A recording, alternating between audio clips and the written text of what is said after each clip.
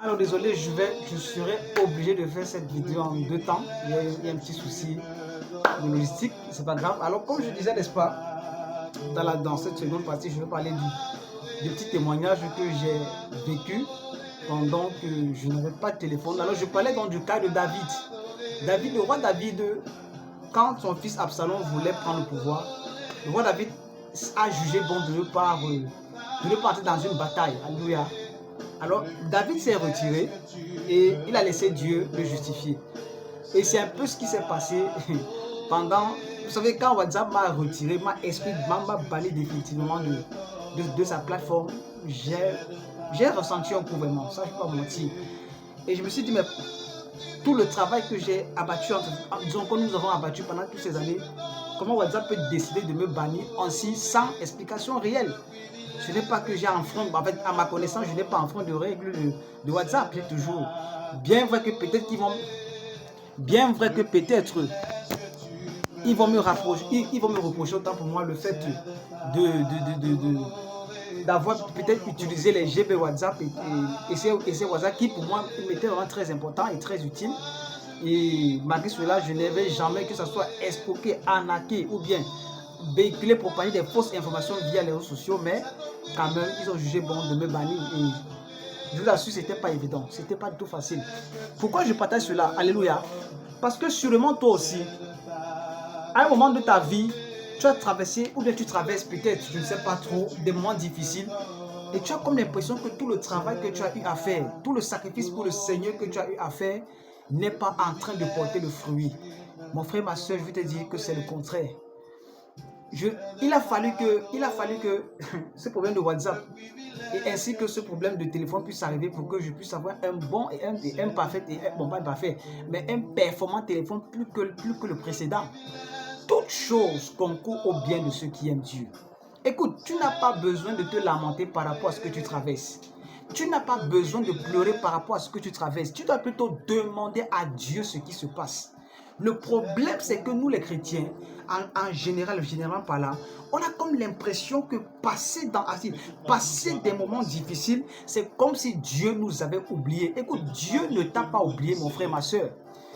Dieu ne t'a pas oublié, mon frère, ma soeur. Il est vrai qu'il peut arriver des situations qui t'arrivent parce que peut-être tu as désobéi à Dieu, peut-être parce que tu as fait des choses qui ont énervé, qui ont irrité le Seigneur.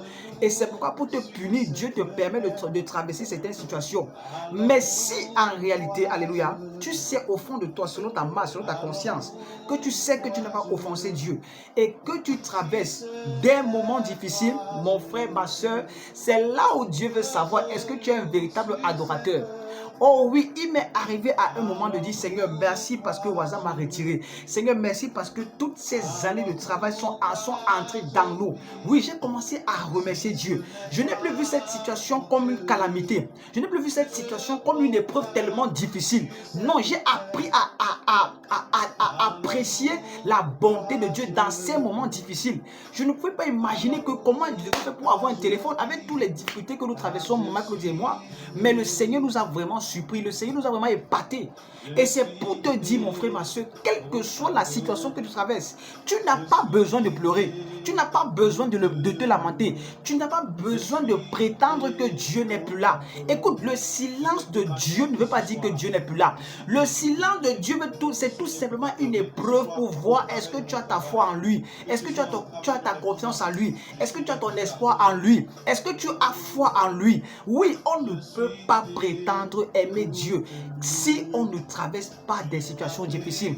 C'est pourquoi ma soeur, mon frère, quelle que soit la situation que tu traverses, je peux te dire par ma petite expérience que j'ai vécue, que quand j'ai appris à lâcher prise, quand j'ai appris à ne plus pleurer, quand j'ai appris à ne plus me lamenter, quand j'ai appris à apprécier tout ce que Dieu fait pour moi, oh mon frère, j'ai commencé à bénir Dieu. Ma mentalité a changé. Ma mentalité a été renouvelée. C'est pourquoi je ne voyais plus ces épreuves comme une épreuve, mais je voyais cela comme une grâce, comme une faveur que Dieu était en train de m'accorder. Écoute, à moins que tu n'apprennes pas à voir la situation compliquée, difficile, comme étant une grâce de Dieu, tu ne pourras pas expérimenter la gloire de Dieu. Alléluia. Tu ne pourras pas expérimenter la gloire de Dieu. Il y a des choses dans ta vie que tu dois perdre.